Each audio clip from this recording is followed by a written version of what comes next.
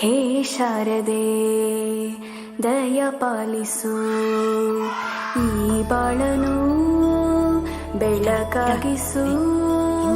ಹೇ ಶಾರದೆ ದಯ ಪಾಲಿಸು, ಈ ಬಾಳನು ಬೆಳಕಾಗಿಸು. ನಾಳೆಗಳ ದಾರಿಯಲ್ಲಿ ನಂಬಿಕೆಯ ನೆಲೆಯಾಗಿರಿಸು, ಮುನ್ನಡೆಸು. ಕೈ ಹಿಡಿದು ನಾವಾಡೋ ಪದ ಪದದಲ್ಲೂ ಸಂಚರಿಸು.